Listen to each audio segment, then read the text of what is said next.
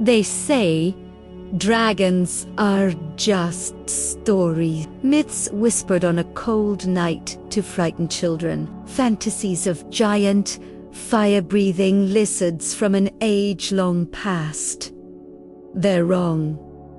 Dead wrong. And on a morning that should have been utterly ordinary, I found out just how wrong they were. My name is Highland, and on that day, I was nothing more than a wizard's apprentice. My world was small, confined to a rickety shack perched on the coast, a stone's throw from the village. My days were a predictable rhythm of grinding herbs, memorizing incantations my tongue could barely twist around, and fetching water. The most exciting sound was usually the cry of a ghoul or the distant clang of the village blacksmith. But this morning, the sound that tripped me from my sleep was screaming, not one voice, but dozens. A chorus of pure, undiluted terror that cut through the gentle lapping of the waves and chilled me to the bone. I bolted upright in my cot, my heart hammering against my ribs, shoving my feet into worn leather boots and throwing a coarse robe over my shoulders. I burst out of the shack and into the sharp morning air. The scene was utterly surreal. To my left, the sea was a placid sheet of sapphire, gently kissing the soft, pale sand. To my right, a green meadow rolled away towards a wooded valley, peaceful and serene. But straight ahead, above the familiar thatched roofs of the village, a thick, greasy column of black smoke clawed its way into an otherwise perfect blue sky, and circling within that smoke, a nightmare given form. It was a dragon. Blood-red scales glittered like shards of ruby in the sunlight. Its wings, vast and leathery, beat the air with a sound like tearing canvas, each downstroke a thunderous boom. It swooped, a monstrous predator diving on its prey, and a torrent of liquid flame erupted from its jaws. The roar that followed wasn't a sound of this world. It was a deep, guttural blast, like a jet engine igniting, mixed with a sickening crackle and splinter of ancient timber catching fire. People, tiny specks from this distance, scattered like ants. The screams intensified. I didn't know what I could possibly do, how a half-trained apprentice with a handful of sputtering spells could face that. But I knew I couldn't just stand there. I had to do something. Anything. My legs were moving before my mind caught up, pounding along the damp sand at the water's edge. The smoke grew thicker, the stench of burning wood and something else, something acrid and terrifying, filling my lungs. As I drew closer, the sheer scale of the chaos hit me. The village wall, which had stood for generations, was breached.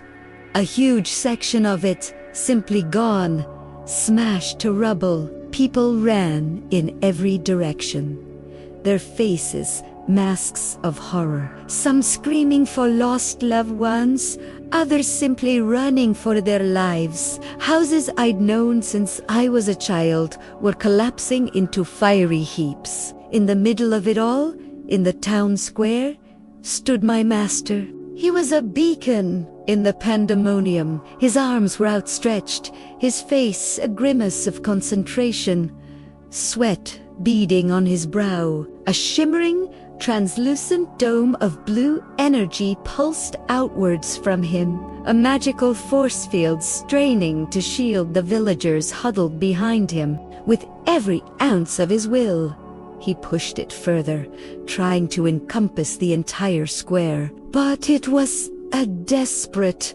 losing battle. I could see the strain, the tremor in his hands. He was trying to hold the shield and launch an attack at the same time, a feat of magic that would test the greatest of wizards. The problem was, you can't fire through your own shield. He had to drop it for a split second, a tiny window of opportunity to blast a bolt of energy at the beast. But in that same split second, the dragon had its own window, and it never missed. As a pulse of my master's energy shot skyward, the dragon would dive, unleashing its own searing firestorm before the shield could snap back into place. The air crackled with raw power. I saw a building nearby begin to groan, its main support beam splintered and burning. A family was trapped inside, their cries muffled by the roar of the flames. On pure instinct, I darted in, the heat scorching my face. I grabbed a mother and her 2 small children, shoving them towards a window just as the roof gave way with a deafening crash. We tumbled out onto the dusty ground, rolling clear as the building imploded behind us. I helped them to their feet, urging them towards the relative safety of the square before plunging back into the fray. I wasn't my master, not even close, but I did what I could. A quick flick of my wrist, and a whispered word, and a falling chunk of masonry froze inches above a man's head, giving him just enough time to scramble free. A hastily conjured shield, flimsy and flickering, deflected a shower of sparks from a cowering group. I was a novice, a boy playing with forces I barely understood, but I was all they had. As I finally reached the edge of the town square, the dragon changed its tactics. It ceased its multitude circles and came in low, a terrifying crimson arrow skimming just above the rooftops. This time, it wasn't just breathing fire. With a deafening roar, it charged. It plowed headlong through the outer ring of houses, smashing through walls of wattle and daub as if they were paper, its fiery breath preceding it like the tip of a spear. It was aiming for my master. It crashed directly into the blue force field. The impact was blinding. A flash of pure white light and a wave of heat threw me backwards. The dragon, deflected by the shield's immense power, was sent tumbling vertically into the sky. But the cost was too great. The magical backlash hurled my master across the square like a rag doll. He smashed through the wall of a half-demolished building and collapsed in a heap of splintered wood and broken stone. He didn't move. The shield vanished. Panic erupted. For a moment, I was frozen. The sight of my fallen mentor sucking the air from my lungs. Then, adrenaline took over. I scrambled forward into the space he had just occupied, my hands outstretched, trying to mimic his stance, trying to take his place. But it was hopeless. I was no match for a creature of such primal fury. The dragon circled again, sensing its victory. My magic was a candle against a hurricane. Knowing I couldn't protect them, I screamed for everyone to run. Get out! Through the wall. Run for the caves on the seafront. Go now. As the villagers fled, a river of terrified humanity pouring towards the beach, I cast a desperate final spell. I couldn't shield the whole village, but I could shield myself. I threw a concentrated disk of energy high above my head, directly in the path of the descending dragon. The firestorm hit it, and my shield held, but the force of it drove me to my knees, my teeth rattling in my skull. I held it, gritting my teeth, my muscles screaming, for as long as I could. The dragon, perhaps bored or sensing an easier meal elsewhere, broke off its attack, turning in a wide, lazy arc and heading away over the valley. It was gone. For now. I scrambled over to my master. It was broken, his breathing shallow, but his eyes were open, filled with a grim urgency. He grabbed my arm, his grip surprisingly strong. "They're back. Highland," he rasped, a trickle of blood at the corner of his mouth. "The dragons, they have returned to the land." He told me that this was just the beginning, that a dragon had returned to each realm of the land, heralding the rise of their master, the great black dragon. "Unless someone stops them," he coughed, his body shuddering. "Unless someone can defeat the dragon in each realm and then face the black dragon itself, death and darkness will consume everything." My head was spinning. Me? How could I possibly do this? I was just an apprentice.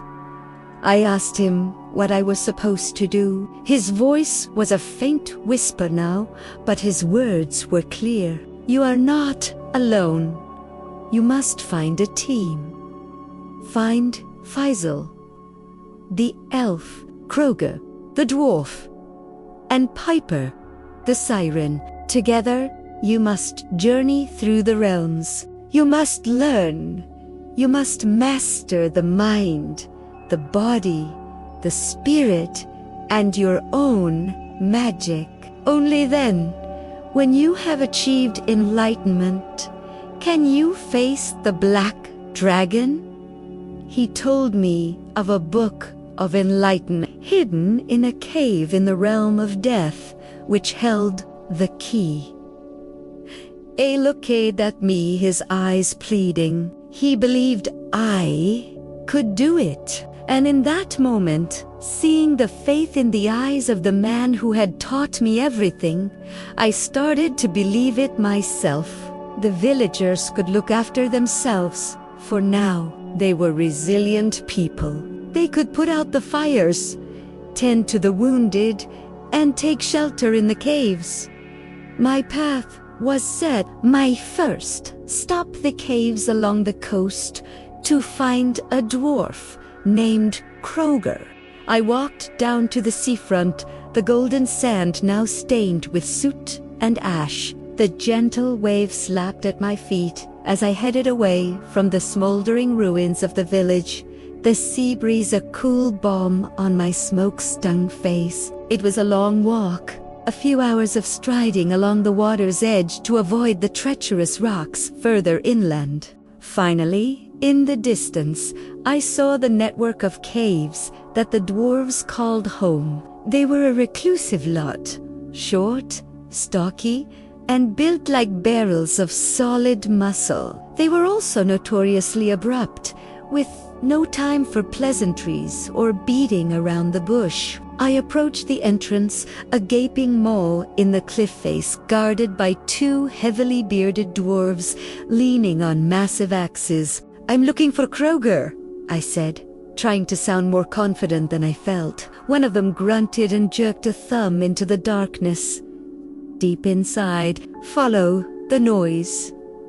The caves descended sharply, the air growing cooler and smelling of damp earth and coal smoke. The sounds of the dwarves echoed around me, the rhythmic clang of hammers on anvils, the roar of a forge, the chanting of a drinking song, and the scrape of pickaxes against rock. Dwarves were everywhere, some mining for precious ores, their faces smudged with dirt, others skillfully tooling leather, blacksmiths plunging white-hot metal into water with a furious hiss and bubble of steam. It was a bustling, subterranean city. I eventually found the dwelling I was directed to and found Kroger. I explained everything. The attack on the village, my master's words, the quest to hunt the dragons. At first, he was reluctant, stroking his braided beard and eyeing me skeptically. He wasn't one for grand quests. But when I mentioned that the village would be in his debt and would surely pay handsomely for his aid, his eyes lit up. That and the promise of a good fight. He liked a good fight. He grinned, hefting a fearsome-looking axe. "Sounds like fun," he rumbled. With my first companion secured, we made our way back out of the caves and onto the beach. Our next destination was a cluster of jagged rocks far out to sea, the home of the sirens. We found a small sailboat bobbing by the shore and pushed off, Kroger's strength making short work of it. We sailed over the breaking waves nearer the coast and out into the deeper, rolling swell of the open ocean. The only sounds were the wind in the sail and the endless, sloshing whisper of the waves against the hull. As we approached the distant rocks, I warned Kroger about the siren's song, an enchanting melody that lured sailors to their doom upon the sharp rocks. I gave him some wax to plug his ears and did the same myself. As we moored the boat, we could see them, beautiful and terrifying, their mouths open in silent song. But we were looking for one in particular, Piper. We found her perched high on a rock, away from the others, gazing out at the horizon with a thoughtful, almost sad expression on her face.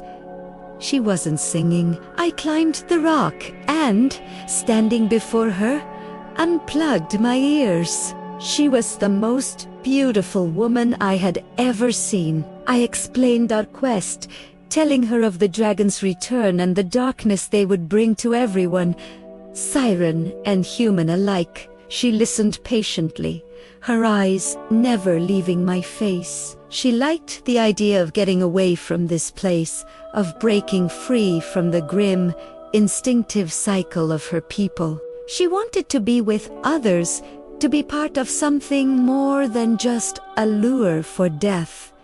She agreed to join us. I plugged my ears again, and the three of us, Piper, Kroger, and I, sailed back to the shore.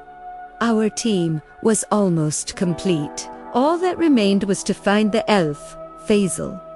He lived high on a plateau overlooking the valley, a place accessible only to the nimble and sure-footed. The climb was grueling, a steep ascent that quickly turned into a sheer rock-climbing exercise. We had to help each other, with Kroger's brute strengths proving invaluable in hauling us up difficult sections. When we finally pulled ourselves onto the top, breathless and aching, the view was staggering. We could see 4 miles in every direction. The mountains in the far distance, the coastline we had just left, and the entire green expanse of the valley laid out below us like a map. The elves we met were graceful and swift, moving with an effortless agility. They directed us to Fazol. We explained the quest for a third time, telling him of the black dragon and the threat to the land. Fazol, an expert archer with eyes as sharp as a hawk's, didn't hesitate. He understood the gravity of the situation. He agreed to come. And so, the team was formed: an apprentice wizard, a gruff dwarf, a thoughtful siren, and an agile elf. We stood together on that plateau, gazing down into the valley below, a strange and unlikely fellowship bound by a desperate purpose. Our first mission was clear. We had to descend into that valley, find the red dragon that had destroyed my home, and kill it. My master had told me I needed to master my mind to achieve this. I didn't know exactly what he meant, but I knew this journey, starting now, was the first step. We began our descent, climbing down from the sunlit plateau and passing through a thick, damp layer of cloud. Below us, the tops of the trees emerged, a vast canopy of green, stretching as far as the eye could see. We continued down, deep into the forest, until our feet touched the damp soil of the forest floor. This was the first realm we had to clear. We found the river that flowed from the mountains down to the sea and decided to follow it. The forest was too thick and dense to navigate easily, but the riverbank offered a clear, if more treacherous, path. The air was heavy with the smell of wet earth and decaying leaves, and the sound of the thundering river was a constant roar in our ears. We had to be careful. The wilderness was alive, and not all of it was friendly. We saw them almost immediately. Giant crocodiles, lurking in the fast-flowing water, floating with an unnatural stillness that defied the powerful current. They watched us with ancient, unblinking eyes. We walked for what felt like hours, hacking away at the thick undergrowth that encroached on the riverbank. It was Kroger who felt it first, a prickling on the back of his neck, the unnerving sensation of being watched. He knew it wasn't the crocodiles. He could see them plain as day. This was something else, something hidden. Then, out of the corner of his eye, Faisal saw it too, a flicker of movement. What he had mistaken for a massive, fallen log shifted on the forest floor. Kroger realized the truth in an instant. It wasn't a log. It was a snake, a monstrous serpent, as thick as a tree trunk, and it had been silently encircling us. The moment it knew it was spotted, it struck. It moved with terrifying speed, its massive body closing in. Piper Fazel and I managed to leap clear, but it coiled tightly around Kroger, its scales scraping against his armor. The dwarf let out a roar of defiance, his muscles bulging as he strained against the crushing pressure. You could see the raw effort in his face as the snake tightened its grip, trying to squeeze the very life from him. Fazul didn't waste a second. He drew his elegant elvish sword and chopped at the snake. The first blow rang out with a sharp clang, like metal on metal, as if the creature's scales were forged from steel. But the elf was clever. His second chop was more precise, angled diagonally between the scales. It wasn't a fatal blow, more like a deep paper cut on a beast this size, but it was enough to make it hiss in pain and irritation. Then, Basil did something utterly insane. He flexed, and his armor, with a series of clicks, sprouted sharp spikes. He then took a running leap, not away from the snake, but directly at its head. He jumped straight into its open, hissing mouth. From the outside, we couldn't see what was happening. All we could hear was a series of muffled slicing and tearing sounds from within the beast. The snake, shocked and confused, loosened its grip on Kroger. It thrashed its head about, trying desperately to spit out the spiky, sword-wielding elf it had swallowed, but Faisal wedged himself in, squirming and twisting deeper into its gullet, his spiked armor and sharp sword doing horrific damage from the inside.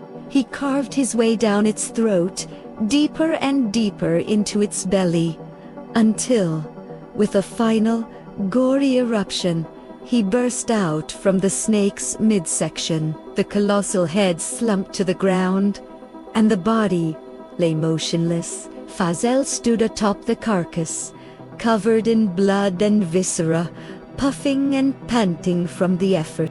Kroger slapped him on the back in thanks, and I was left in awe of the elf's quick, if gruesome, thinking. We pressed on our nerves frayed. A little further down, the river took a sharp bend. Walking around it would take hours. We had to find a way across the raging, crocodile-infested water. Swimming was out of the question. It was my turn to think.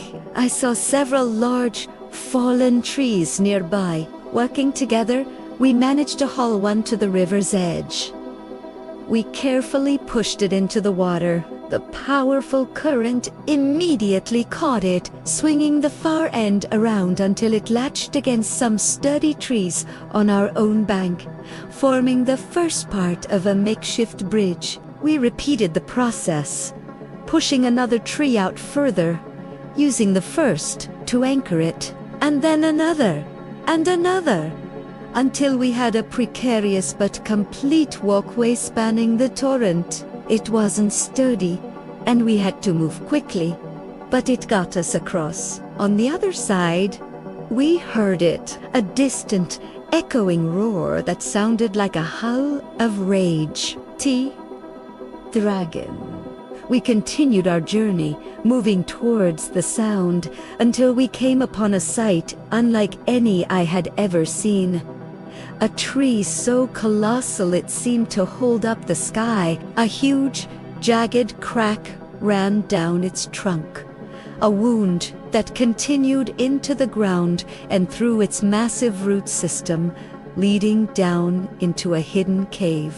The roaring sound was coming from below ground. This had to be its lair. We squeezed through the crack in the tree and descended into the earth. The cave stank of sulfur and burning, and we could barely see a thing in the gloom. Kroger, with his superior dwarven eyesight, took the lead. Every footstep echoed unnervingly in the oppressive silence. After what felt like an eternity of cautious walking, the narrow tunnel opened out into a vast, cavernous chamber, and there, in the middle of it, was the red dragon. It was lying on a bed of gold and treasure, resting. My first thought was that this was our chance, a perfect opportunity to strike while it slept. I remembered my master's words.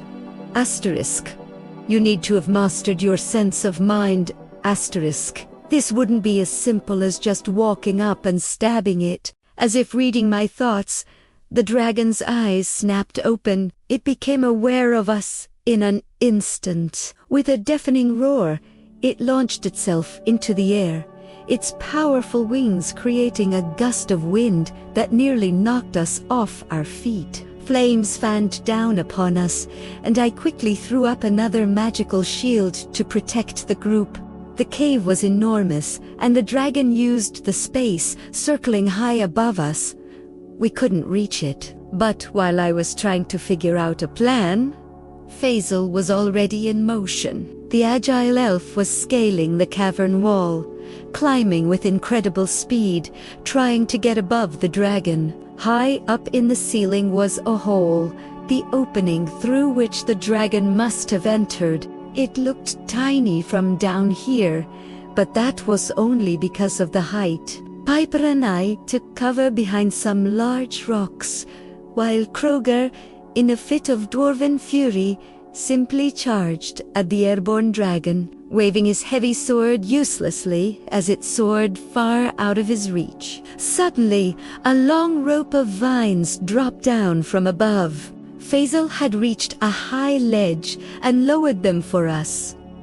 Without a moment's hesitation, Kroger grabbed one. He began to swing, pumping his short, powerful legs, building momentum. Back and forth, each swing taking him higher and wider, until he was soaring through the air towards the dragon. He let out a war cry and kicked out, but the dragon simply sidestepped him in the air. I grabbed another vine on the other side of the cave and started swinging myself. Piper stayed behind the rocks, feeling powerless in this situation. Kroger, having landed back on the cavern floor, climbed again. This time, as he swung close, he launched himself off the rope and landed squarely on the dragon's back. He started hacking away with his sword, but the dragon's scales were like impenetrable armor. The blows just glanced off. The only vulnerable spot on these creatures was a soft patch on their throat, but there was no way Kroger could reach it from his position. He didn't seem to care. He was just furiously stabbing at its back, thinking only of killing it, not how. I, meanwhile, kept swinging, pushing off the cave wall on my back swing to gain more power, swinging in a huge arc. Eventually, I was able to swing right around and collide with the dragon, but it just knocked me aside. It was like hitting a mountain. The dragon, irritated by the pests on its back and swinging around it, let out a roar of frustration. It stopped flying in circles and shot straight up towards the hole in the ceiling, out into the open air of the valley. Kroger and I were still clinging on for dear life. The sudden ascent and the bright sunlight were disorientating. We were high above the valley floor. I knew I had to think. Brute force wasn't working. This was a test of the mind. I looked down and saw Pipo and Faisal emerging from the cave entrance far below. I looked at Kroger, still hacking away uselessly. I looked at the dragon's head, turning from side to side, trying to shake us off. The solution, when it came, was simple, but required perfect trust and timing. I shouted over the rushing wind, Kroger, the eyes. Go for the eyes. Distract it. Then I let go of the dragon's back and slid down its long neck, hanging on by my legs. The dragon roared, trying to snap at me, but I was too close. I drew my own small blade and, bracing myself, plunged it deep into the soft, vulnerable spot just under its jaw. The dragon screamed, a sound of pure agony, and its flights became erratic. It thrashed wildly, but Kroger, understanding the plan, had scrambled up to its head and was now jabbing at its eyes, forcing it to focus on him. This gave me the precious seconds I needed. With the dragon distracted, I twisted the blade, severing whatever vital arteries lay within its throat. The great beast shuddered, its wings faltered, and we began to plummet from the sky. We crashed through the canopy of the giant tree, the impact cushioned by its thick branches, and finally came to rest in a heap on the forest floor. The red dragon was dead. We had cleared the first realm. Our next journey took us up, out of the lush green valley, and into the cold, harsh terrain of the mountains. This was the second realm, a place where we would face the green dragon, and where I knew my body would be tested to its limits. The climb was arduous. We followed the river upstream, the landscape changing dramatically as we gained altitude. The dense forest gave way to sparse woodland, then to hardy shrubs and dry grass clinging to the rocky slopes. Soon, even that hardy vegetation disappeared, replaced by snow and ice. The air grew thin and bitingly cold. We reached a point where the river seemed to vanish into the mountain itself, flowing into a dark cave. We had no choice but to follow it inside. The climb had already been exhausting, but now we faced a different kind of challenge. It took a great deal of mental strength just to keep pushing our weary bodies onward in the freezing darkness. I used a simple light spell, creating a glowing orb that floated just above my outstretched hand, illuminating our path. The light reflected off the cave walls, and we saw that they were covered in thick, glistening cobwebs, coated in a sticky goo.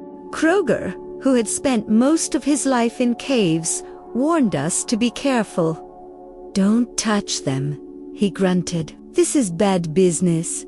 We walked for hours, trying to be as careful as possible, but in the dim, flickering light, it was impossible to see everything. My foot snagged on a strand of cobweb stretched across the floor. It was like a trip wire. We didn't hear the spider at first. its approach masked by the sound of the underground river rushing beside us. But then Faisal noticed it, a faint tapping sound, growing faster and louder. Suddenly, a monstrous spider, 3 times my size, burst out in front of us. It hissed, exposing dripping fangs, and lunged. It came for me. With my arms still outstretched, the orb hovering above it, I fired the ball of light forward like a cannonball.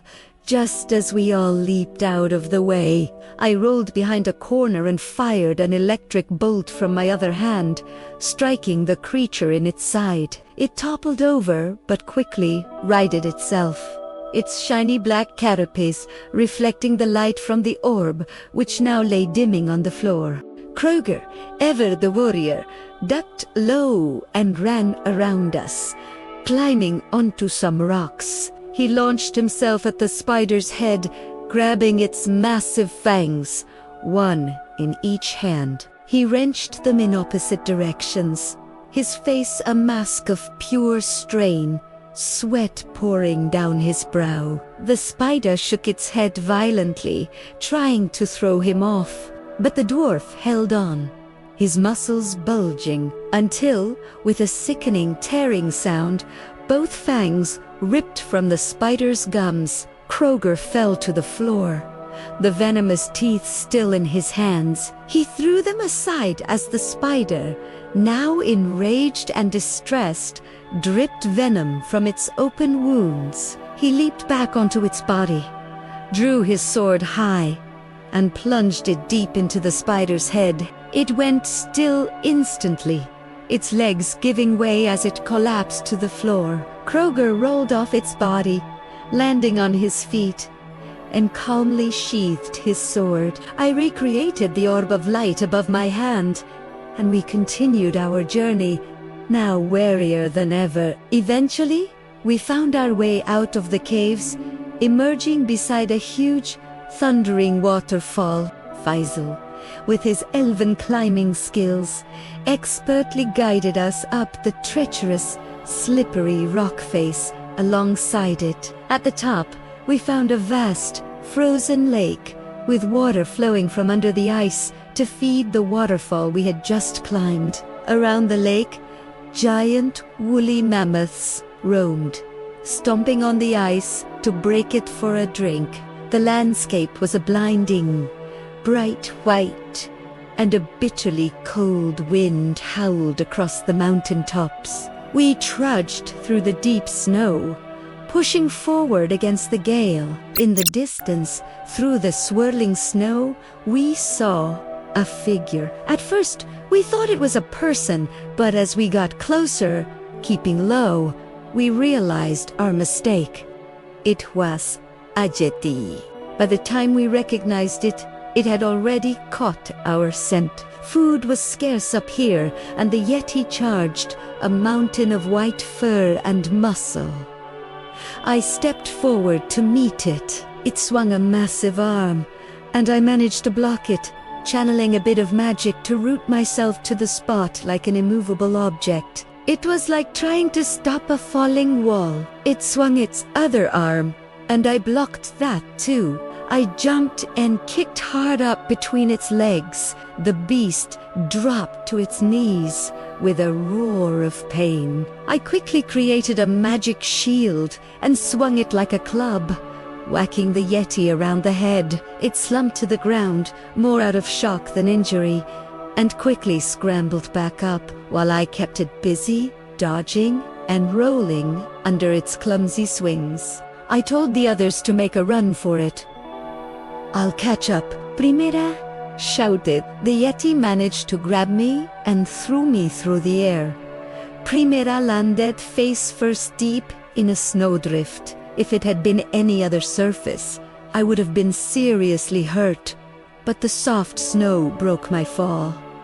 It gave me a few seconds. As the yeti charged towards me, I began a quick incantation. Just as it raised both its fists to pulp me, I fired a bolt of pure energy with both hands. It hit the Yeti square in the chest, sending it flying hundreds of meters across the snow, where it skidded to a halt near the herd of mammoths. It looked dazed and shaken.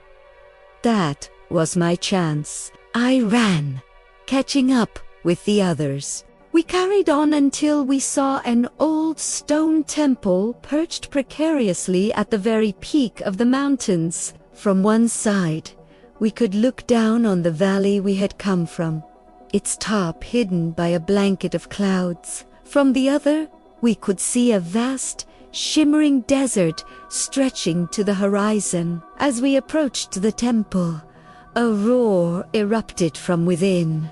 We had disturbed the master of this realm. The green dragon exploded out from under the snow, shattering the stone floor of the temple and sending boulders hurtling through the air. This dragon was different. It was covered head to tail in fitted metal armor. There was no obvious weak spot on its neck to strike. I realized that Kroger and I would have to use our combined strength to wrench the armor off. That meant getting onto its back. We climbed up the crumbling temple ruins, goading the dragon towards us. As it dive-bombed, breathing fire, we leaped through the air and landed on its back. Stabbing it was useless, so we started attacking the joints in its armor, hacking and stabbing at the weak points.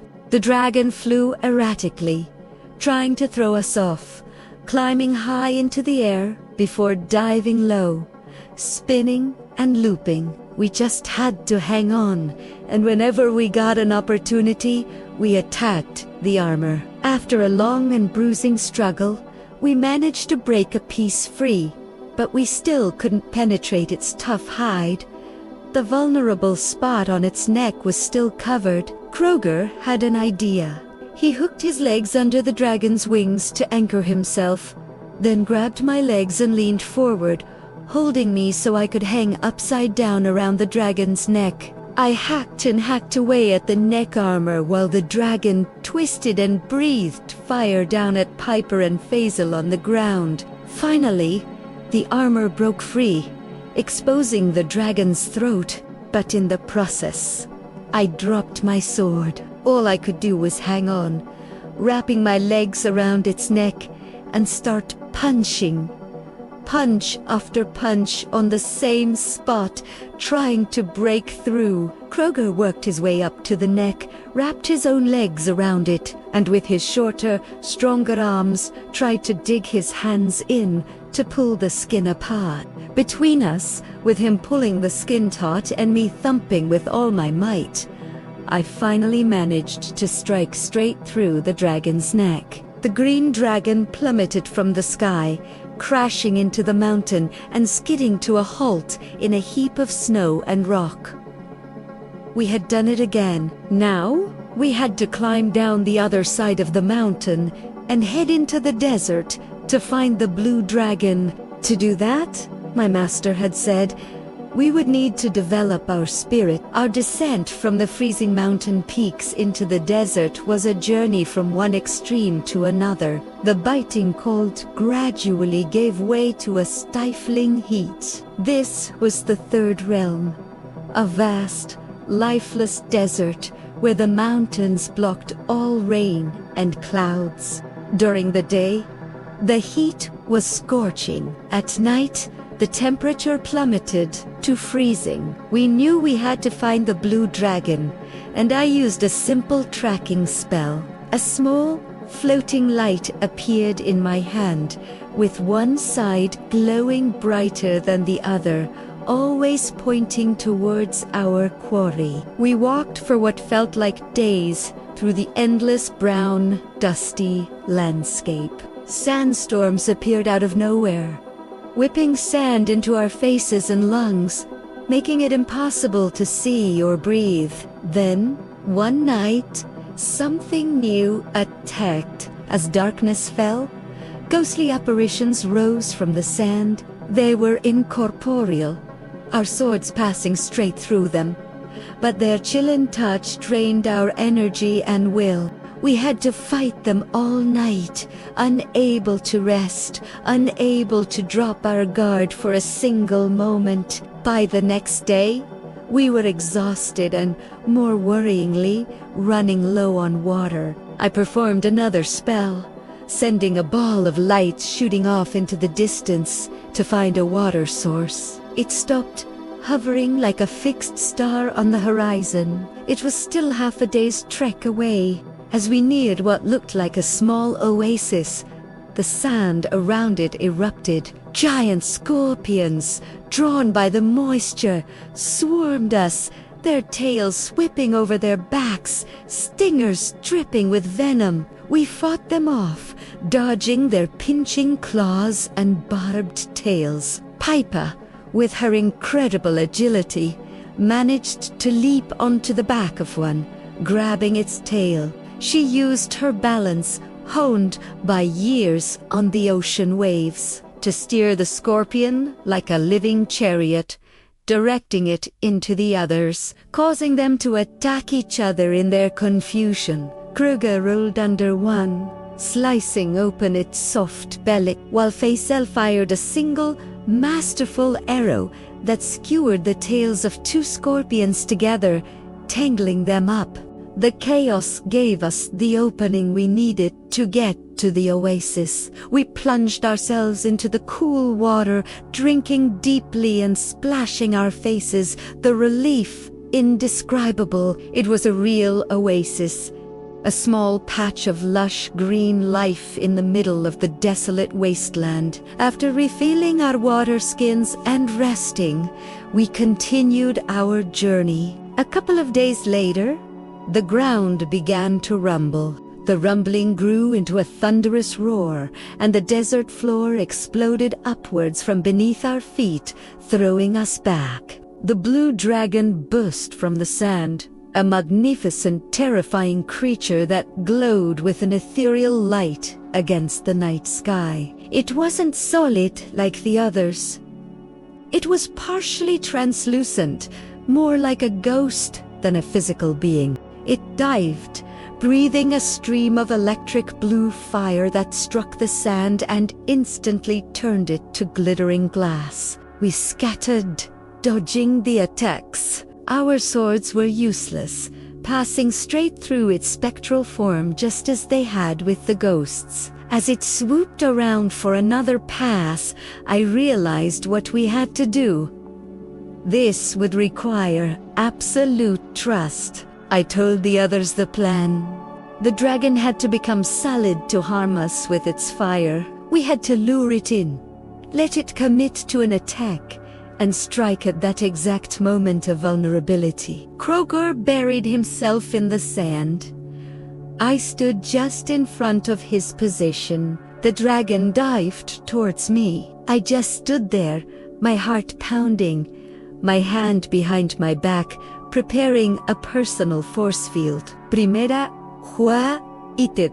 The dragon got closer and closer, its ghostly form beginning to solidify as it prepared to breathe its glass-making fire. At the last possible second, just as it was about to strike, Kroger erupted from the sand beneath it, stabbing his sword upwards, straight into the dragon's now vulnerable throat. At the exact same moment, my shield solidified, and I was knocked flying by the dragon's momentum as it passed over me. The creature landed in a heap, its form now completely solid, no longer a spirit but a physical beast, dead before it hit the ground. I thanked the others, especially Kroger, for their trust and perfect timing. He just grunted, but I could see the pride in his eyes. A dwarf isn't often trusted with someone else's life like that. With the blue dragon defeated, we left the desert and entered the realm of night. Here, it was permanently dark. A giant, black cloud of volcanic ash hung perpetually overhead, blocking all light. This used to be a land of meadows and villages, but now it was a place of shadow and fear. This was the realm of the purple dragon, and to defeat it, I would have to develop my magic. This was the most dangerous part of our journey yet. Vampires roamed the land, and with no daylight to fear, they hunted freely. Worse still, many of the villagers who had survived the initial darkness had been turned into zombies. We moved through the crushing silence, the crunch of ash under our feet, the only sound. I cast an invisibility spell around the four of us, allowing light to bend around our forms, hoping to pass through the zombie-infested towns unnoticed. It worked, as long as we were silent and didn't touch any of them. But we couldn't keep going forever. We needed to rest. We found an abandoned house and slipped inside, but we couldn't risk a fire. While we were resting in the cold darkness, we heard a faint scratching sound from the roof. It soon grew into a tapping, like the sound of rain, coming from all around us. Kroger cautiously opened the door to look, and a vampire burst in, moving like a blur of motion. I instantly projected a force field across the doorway, but the vampire just walked into it, pushing against the crackling energy. More vampires appeared, their pale faces and glowing eyes filling the doorway, all pushing against my shield. My arm began to tremble with this strain. Then they started coming through the windows. Within seconds, the room was filled with them, pressing us into a corner, my force field shrinking under the immense pressure. I knew I had to perfect my magic. Now, I had an idea. I let the force field collapse inwards, drawing the vampires closer, and at the same time, I made it opaque, darkening it. Just as it was about to touch us, I fired a ball of energy into the center of the room. It exploded with the light of a miniature sun. In an instant, every vampire in the room turned to dust. But the brilliant flash of light attracted the zombies. We heard them coming, an army of groaning, shambling corpses. We dived into a basement beneath the house, and I used a spell to collapse the ground behind us, sealing the entrance. Kroger, in his element, started hacking a new tunnel through the rock and earth, away from the house. Every so often, a zombie would break through the rubble behind us, and Faisal would pick them off with his arrows, never missing. We managed to get far enough ahead to collapse the rest of the tunnel behind us, then carefully dug our way back up to the surface. I used another spell to turn the loose rubble into solid concrete, ensuring nothing could follow. We continued our hunt for the purple dragon. We found it resting in the distance, a patch of glistening darkness on the black, ash-covered ground. As it became aware of us, its body began to glow with a powerful, pulsating purple light. It fired pulses of purple energy from its mouth. As it took to the air, we escaped. I used my magic to create an illusory dragon in the sky to distract it. It worked for a moment, giving Faisal an opportunity to fire arrows with ropes attached, trying to tether the real dragon and bring it down. The dragon fired a bolt at Faisal, but I threw up a shield to protect him. This gave Kroger and Piper the chance to climb the ropes. Kroger got onto its back and started whacking it, trying to disorientate it. Piper climbed right up onto its head, hanging on like a rodeo rider on a bucking bronco, and covered its eyes. I tried to bind it with magical chains, but it was too strong. All the commotion, however, was drawing in every zombie and vampire 4 miles around. I dropped to my knees, closed my eyes, and focused all my magical energy. I sent out a green wave of mental power, spreading across the land into the minds of the undead. I took control of them, a hive mind with me at its center. I turned them on the dragon. Hundreds of zombies and dozens of vampires swarmed the beast, their sheer weight dragging it down to the ground. In that moment of opportunity, I ran forward and stabbed it in the throat, killing it. As it died, a purple mist flowed from its mouth and seemed to pass into me. I could feel its soul, its magic, becoming one with mine, granting me new and powerful abilities. While the zombies and vampires were still tearing at the dead dragon, we slipped away, heading towards the volcano, towards the Book of Enlightenment, and the final confrontation with the Black Dragon.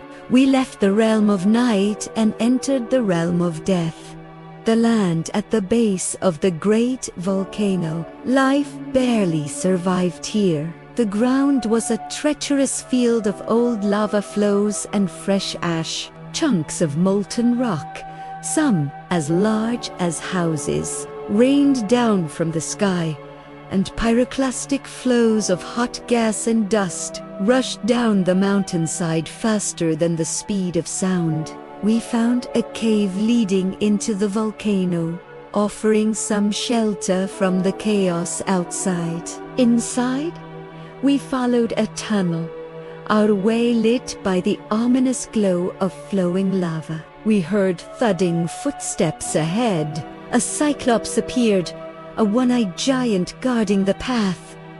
It hurled huge rocks at us. I created shields to block them.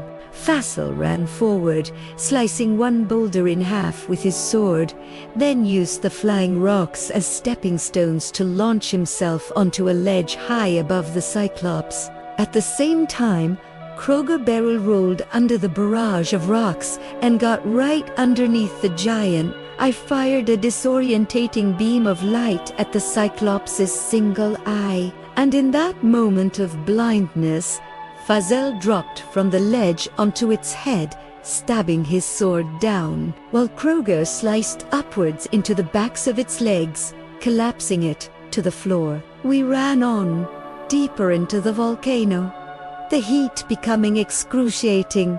We entered a chamber that looked strangely man-made, and a creature called Grendel burst out of the shadows. My magic had no effect. Fazl's sword and Kroger's strength were equally useless.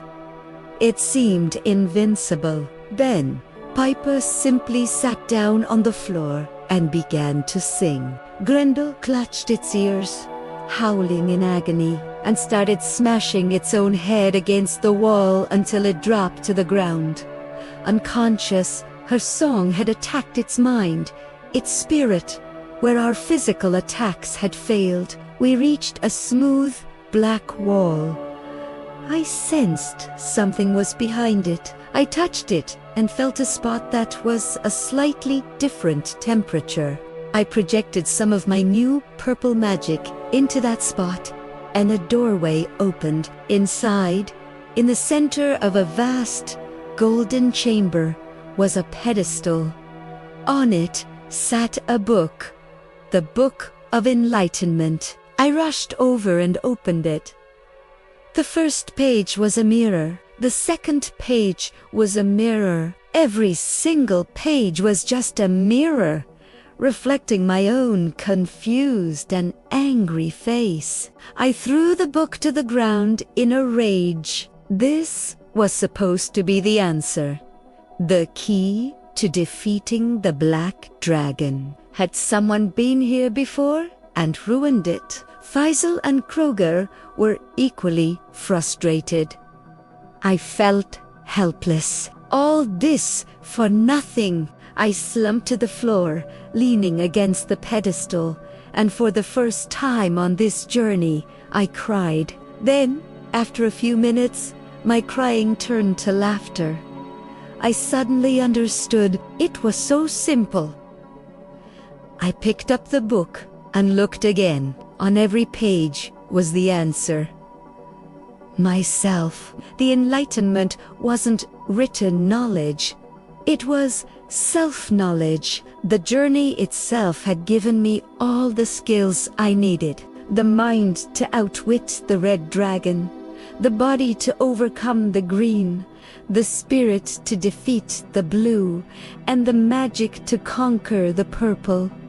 I just needed to look inside myself and realize it. We took the book and continued our journey, climbing a long ladder up a narrow tunnel, higher and higher inside the volcano. We emerged in a chamber near the very top, a caldera filled with bubbling magma, and rising from that magma, a creature of pure darkness, its skin as smooth and black as polished marble, was the black dragon.